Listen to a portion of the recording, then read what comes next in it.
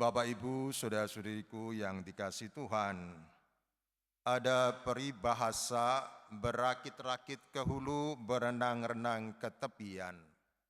Artinya bersakit-sakit dahulu, berjuang terlebih dahulu, baru kemudian bersenang-senang, menikmati hasil perjuangannya. Peribahasa ini para saudara senada dengan amanat perpisahan Yesus dengan para muridnya. Dalam amanat perpisahan Yesus kepada para muridnya, Yesus berkata, "Sesungguhnya kamu akan menangis dan meratap, tetapi dunia akan bergembira.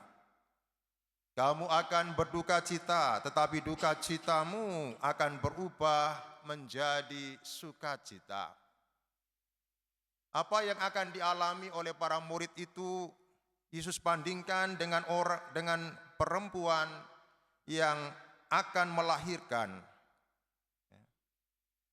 Pada saat dia mau melahirkan atau proses persalinan, dia akan mengalami kesakitan setengah mati.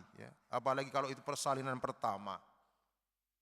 Bahkan tidak sedikit beberapa ibu atau perempuan yang kemudian meninggal karena tidak tahan menahan sakitnya persalinan. Tetapi begitu kemudian bayinya lahir, rasaan sakit, kecemasan itu hilang, berubah menjadi sukacita manakala dia melihat anaknya itu lahir dengan selamat. Hal yang sama juga dialami oleh para murid. Para murid akan berduka cita karena Yesus ditangkap, disiksa, dan kemudian dibunuh di kayu salib. Tapi kemudian mereka akan bersuka cita ketika Yesus yang wafat di kayu salib itu kemudian bangkit pada hari yang ketiga. Segala kesedihan, keputusasaan berubah menjadi sukacita dan pengharapan di dalam Yesus. Demikian juga ketika Yesus terangkat ke surga, mereka merasa seperti sebatang kara, yatim piatu. Seperti seorang anak ayam yang kehilangan induknya. Tetapi kemudian ketika Yesus mengutus Roh Kudus-Nya, mereka merasa tidak sendirian di dalam melaksanakan tugas pelayanan mereka untuk mewartakan keselamatan Kristus kepada umat manusia. Karena mereka merasa ditemani oleh Yesus lewat Roh Kudus-Nya. Itulah yang membuat mereka merasa terhibur, dikuatkan.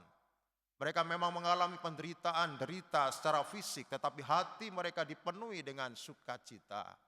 Itulah yang membuat mereka berani berkorban untuk Yesus, bahkan mati demi Yesus. Para saudaraku yang dikasihi Tuhan, hidup kita pun juga tidak terlepas dari penderitaan. Entah itu penderitaan karena sakit, penyakit, karena permasalahan hidup yang mendera kita, karena permasalahan keluarga, pekerjaan, cobaan, dan lain sebagainya. Namun kalau kita di dalam permasalahan itu tidak berputar-putar pada kesulitan kita, permasalahan kita, tetapi sadar bahwa kita tidak sendirian dalam perjuangan hidup kita. Ada Roh Kudus yang senantiasa menyertai, menguatkan kita, maka kita pun akan kuat dan tabah dalam menghadapi itu semua.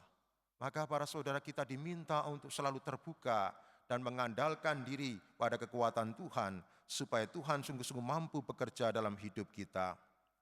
Dalam konteks keutuhan alam ciptaan, para saudara, memang tidak mudah untuk menciptakan lingkungan yang indah, lingkungan yang bersih, lingkungan yang sehat.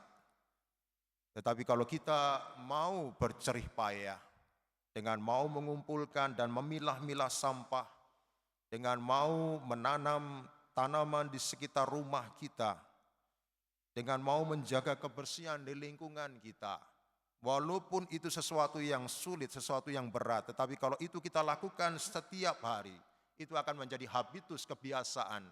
Dan nanti kita akan menikmati hasilnya. Kita akan menikmati lingkungan yang indah, yang sehat, yang bersih. Kita akan sungguh-sungguh kerasan bertinggal di tempat kita. karena kita mampu menciptakan lingkungan yang bersih. Semoga sabda Tuhan yang kita dengar hari ini memberi inspirasi bagi kita untuk tetap setia di dalam niat-niat baik kita, perjuangan kita, serta percaya akan penyertaan Tuhan di dalam hidup kita, agar pada saatnya nanti kita bisa menuai hasilnya. Amin.